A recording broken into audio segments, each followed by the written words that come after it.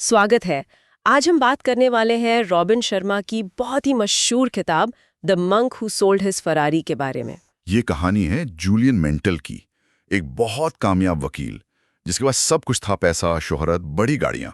हाँ, मतलब ऊपरी तौर पर देखें तो परफेक्ट लाइफ। बिल्कुल, लेकिन अंदर से शायद वो खालीपन था।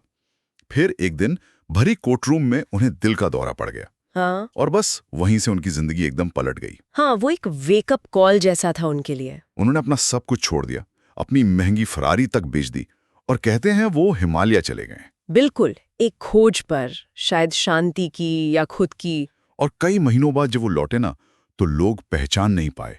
वो पूरी तरह बदल चुके थे। अच्छा, कैसे? एकदम शांत, स्वस्थ और आंखों में एक अलग ही चमक।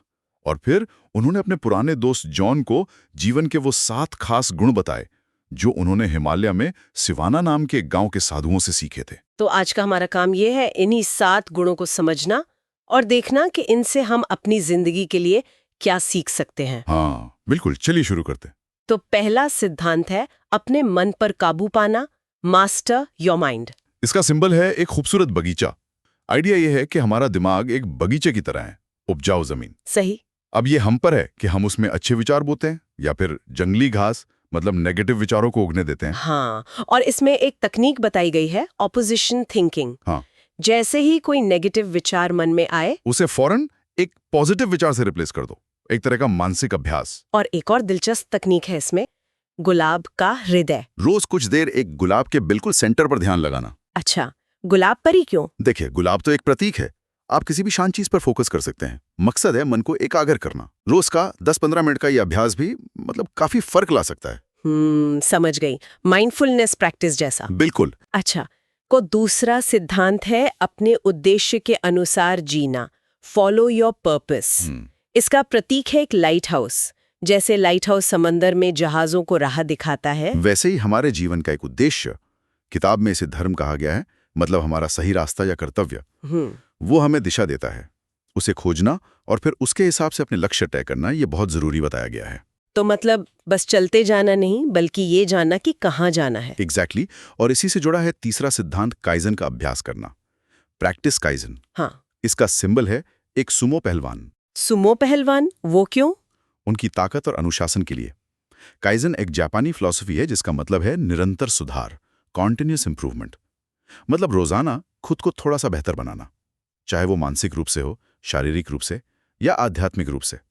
बड़े लक्ष्यों के साथ छोटे लगातार कदम। हाँ, ये बात सही है। अक्सर हम बड़े बदलाव का सोचते हैं पर रोज की छोटी कोशिशें भूल जाते हैं। बिल्कुल। और ये पहले 3 सिद्धांत आप कह सकती हैं एक तरह से फाउंडेशन बनाते हैं। सही कहा। और इसी नींव पर फिर बाकी के सिद्धांत आते हैं। जैसे चौथा है अनुशासन में जीना, लिव विद डिसिप्लिन। इसका प्रतीक है एक गुलाबी तार की केबल। हाँ, क्योंकि एक केबल कई पतले पतले तारों से मिलकर बनता है, लेकिन वो बहुत मजबूत होता है। वैसे ही रोज के छोटे छोटे अनुशासित काम मिलकर हमारी इच्छा शक्ति को मजबूत बनाते हैं। और पांचवा है अपने समय का सम्मान करना, रिस्पेक्ट योर टाइम।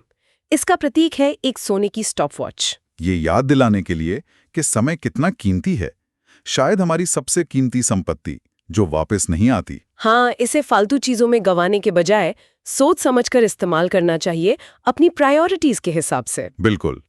फिर छठा सिद्धांत है निस्वार्थ भाव से दूसरों की सेवा करना, सेल्फलेसली सर्व अदर्स। और इसका प्रतीक है खुशबूदार पीले गुलाब। दूसरों की मदद करना, उनके जीवन में कुछ अच्छा करना, बिना किसी उम्मीद के।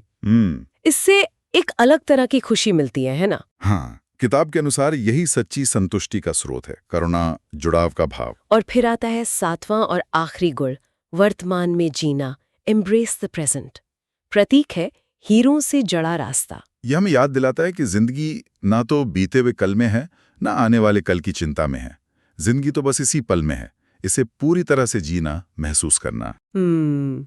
ये 7 बातें सुनने में तो बहुत अच्छी लगती हैं। हाँ, और इनका सार, मतलब निचोड़ यही है कि असली खुशी और सार्थकता बाहर की चीजों से नहीं आती। पैसा, शोहरत, ये सब ठीक है, लेकिन सच्ची संतुष्टि अंदर से आती है।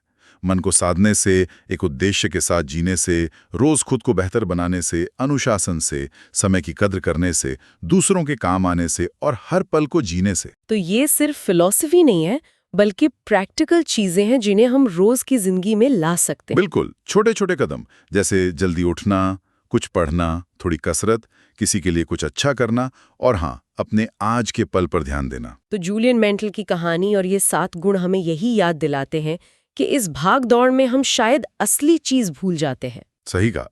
और ये गुण एक तरह से गाइड की तरह हैं, हमें वापस उस आंतरिक शांति और उद्देश्य की तरफ ले जाने के लिए। ऐसा भी नहीं है कि हमें जूलियन की तरह सब कुछ छोड़ना पड़े। नहीं, बिल्कुल नहीं। संतुलन जरूरी है। बाहरी दुनिया में रहते हुए भी अपने अंदरूनी सिद्धांतों पर चलना, यही असली चुनौती है, और शायद यही असली जीत भी। तो आज की इस बातचीत के बाद एक सवाल शायद हम सब के लिए है। अगर अगले 24 घंटे हम इन 7 गुणों में से सिर्फ एक को चुनें और उससे पूरी ईमानदारी से, पूरी जागरूकता से जीने की कोशिश करें, तो क्या फर्क पड़ेगा? क्या महसूस होगा? हाँ, सोचने वाली बात है। क्या पता वो एक छोटा सा कदम ही किसी बड़े बदलाव की शुरुआत बन जाए।